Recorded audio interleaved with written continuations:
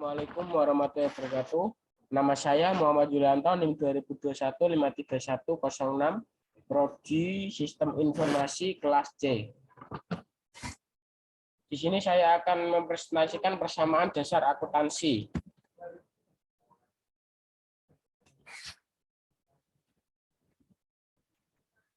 Akuntansi dibagi menjadi 3, akuntansi manajemen, akuntansi keuangan, akuntansi pemerintah.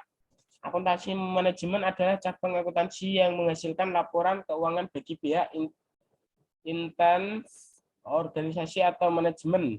Akuntansi keuangan adalah cabang akuntansi yang menghasilkan laporan keuangan bagi pihak ekstern seperti investor, kreditor, dan BPAM. Akuntansi pemerintah adalah cabang akuntansi memproses transaksi keuangan pemerintah yang menghasilkan laporan keuangan sebagai bentuk pertanggungjawaban pelaksanaan APBN atau APBD. APBN yaitu level nasional, APBD itu level daerah, kepada rakyat melalui lembaga legislatif serta untuk kepentingan pihak-pihak yang terkait. Siklus akuntansi. Bukti transaksi, bukti penjualan jadi di suatu perusahaan itu finalnya ketika dia memproses suatu barang, ketika dia membeli bahan lalu diproses menjadi suatu produk dan produknya dijual ke konsumen, yaitu menghasilkan bukti transaksi, nota dari nota ke jurnal. Jurnal ini digunakan untuk mengetahui pergerakan keuangan dari bulan ke bulan. Dari jurnal masuk ke buku besar, dari buku besar masuk ke saldo, saldo masuk ke penyesuaian, terus masuk ke jurnal penutup. Jurnal penutup disusun sebagai keuangan final. Nah, ini entah itu digunakan untuk perusahaan atau digunakan untuk pihak eksternal, investor, kreditor, atau digunakan untuk lembaga pemerintah. Konsep entitas terpisah. Perusahaan dianggap terpisah dengan pemiliknya. Nah, ini saya contohkan kalau saya punya uang itu adalah uang saya, tetapi ketika uang ini saya investasikan ke perusahaan, uang ini tidak uang saya, tapi ini adalah kas untuk aset perusahaan. Konsep entitas.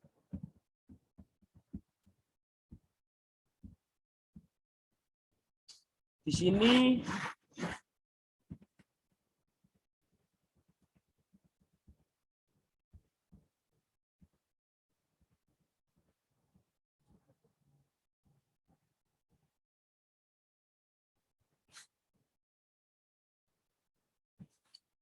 sini ada salon, ada Elisa membuka salon, diberikan nama salon Elisa.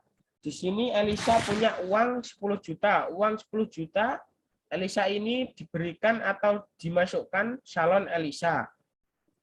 Jadi yang tadinya uang Elisa itu 10 juta, ketika dimasukkan sini, ini tidak dibilang uang Elisa, itu sudah aset perusahaan yang disebut dengan cash. Jadi salon Elisa punya cash awal 10 juta, harta salon 10 juta, kepentingan Elisa 10 juta, di sini harta sama dengan kepentingan pemilik, jadi ini 10 juta sudah menjadi harta salon. Nah, di sini muncul kreditor. Kreditor si Elsa ingin menambah modal salonnya sehingga dia utang ke bank. Utang ke bank sebanyak 1 juta. Siapa yang utang Elisa? Dipergunakan untuk salonnya 1 juta masuk ke salon. Di sini harta bertambah dari kreditor, harta menjadi 11 juta. Di sini berasal dari kepentingan pemilik 10 juta ditambah kreditor sebesar 1 juta. Jadi total harta salon 11 juta. Pemilik menyetor uang Rp 10 juta.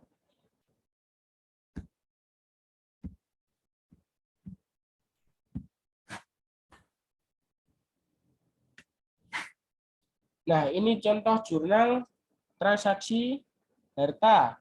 Ada utang modal. Contoh pemilik 10 juta, masuk ke kas, hartanya piutang 0, belum punya utang, modal 10 juta.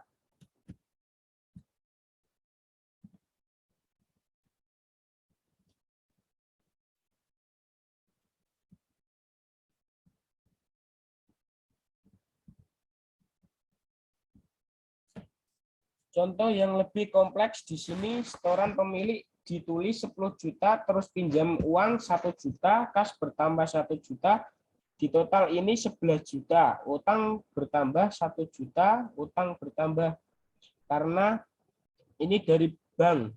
Modal 0, saldo 11 juta, salon Elisa bisa menjual jasa tunai 600.000 dalam 1 bulan. Misal, otomatis kas di sini bertambah 600.000, modal bertambah 600.000, total saldo di total semua jadi 11.600.000. Ini utang tetap, modal tetap, jual jasa, kredit, piutang bertambah 2 juta. Jual jasa kredit itu salon Elisa berhasil menjual ke konsumen, cuman konsumen bayarnya secara kredit. Jadi tidak dibayar cash. Jadi total 2 juta, konsumen kasbon di sini piutang bertambah, belum masuk kas karena belum menerima uang. Masih catatan nanti kalau udah lunas konsumen baru bisa masuk, utangnya 0. Itu modal bertambah 2 juta tapi belum menerima uang karena dihutang. Saldo 11.600.000 di sini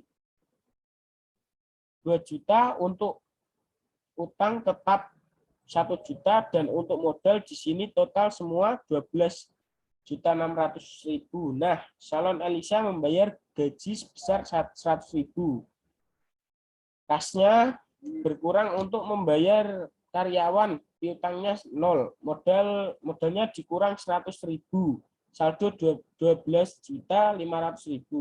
Yang lainnya masih tetap pemilik menarik 200.000. Elisa menggunakan 200.000 di sini uang minus 200.000, modal min 200.000, lainnya tetap saldo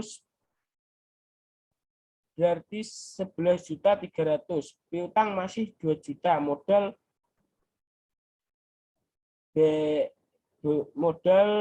balance menjadi 12.300.000.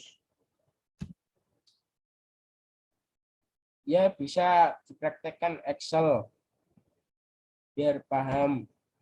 Terima kasih. Kalau ada kata salah, mohon maaf. Sekian. Wassalamualaikum warahmatullahi wabarakatuh.